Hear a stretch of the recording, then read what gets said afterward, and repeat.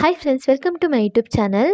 ಲಕ್ಷ್ಮೀ ನಿವಾಸ ಧಾರಾವಾಹಿಯಲ್ಲಿ ಲಕ್ಷ್ಮೀ ಪಾತ್ರದಲ್ಲಿ ನಟಿಸುತ್ತಿದ್ದ ವಿನೋದಿನಿ ಶ್ವೇತಾ ಅವರು ಅವರ ತಾಯಿಯ ಆರೋಗ್ಯದಲ್ಲಿ ಸಮಸ್ಯೆ ಆಗಿರುವ ಕಾರಣದಿಂದ ಲಕ್ಷ್ಮೀ ನಿವಾಸ ಧಾರಾವಾಹಿಯಿಂದ ಹೊರನಡೆದಿದ್ದಾರೆ. ಹಾಗಾದರೆ ಇನ್ನು ಮುಂದೆ ಲಕ್ಷ್ಮೀ ನಿವಾಸ ಧಾರಾವಾಹಿಯಲ್ಲಿ ಲಕ್ಷ್ಮೀ ಪಾತ್ರದಲ್ಲಿ ಯಾರು ನಟಿಸಲಿದ್ದಾರೆ ಎಂದು ನೋಡೋದಾದರೆ, ಲಕ್ಷ್ಮೀ ನಿವಾಸ ಧಾರಾವಾಹಿಯಲ್ಲಿ ಲಕ್ಷ್ಮೀ ಪಾತ್ರದಲ್ಲಿ ಇನ್ನು ಮುಂದೆ ನಟಿ ಮಾಧುರಿ ಅವರು ನಟಿಸಲಿದ್ದಾರೆ. ಹಾಗಾದರೆ ಲಕ್ಷ್ಮೀ ನಿವಾಸ ಧಾರಾವಾಹಿಯಲ್ಲಿ ಲಕ್ಷ್ಮೀ ಪಾತ್ರದಲ್ಲಿ ನಟಿಸುತ್ತಿರುವ ಈ ನಟಿ ಯಾರು ಎಂದು ನೋಡೋಣ ಬನ್ನಿ.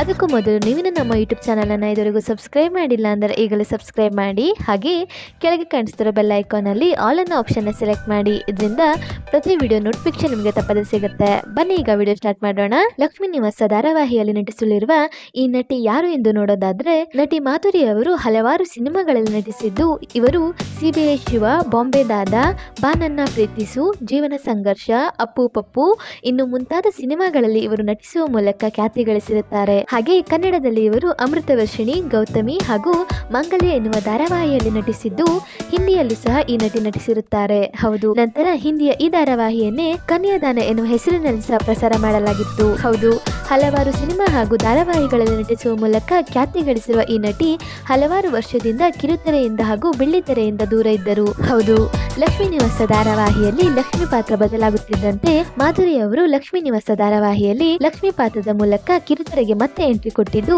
ಈ ಬಗ್ಗೆ ನಿಮ್ಮ ಅನಿಸಿಕೆ ಏನೇನೋದನ್ನ ಕಮೆಂಟ್ ಮೂಲಕ ತಿಳಿಸಿ. ಹಾಗೆ ಈ ವಿಡಿಯೋ ನಿಮಗೆ ಇಷ್ಟ ಆಯ್ತು ಅಂದ್ರೆ ಈ ವಿಡಿಯೋಗೊಂದು ಲೈಕ್ ಮಾಡಿ ಮತ್ತು ಶೇರ್ ಮಾಡಿ. ಮತ್ತು ನೀವಿನ್ನು ನಮ್ಮ ಯೂಟ್ಯೂಬ್ ಚಾನಲ್ ಅನ್ನ ಇದುವರೆಗೂ ಸಬ್ಸ್ಕ್ರೈಬ್ ಮಾಡಿಲ್ಲ ಅಂದರೆ ಈಗಲೇ ಸಬ್ಸ್ಕ್ರೈಬ್ ಮಾಡಿ. ವಿಡಿಯೋ ನೋಡಿದ್ದಕ್ಕೆ ಧನ್ಯವಾದಗಳು.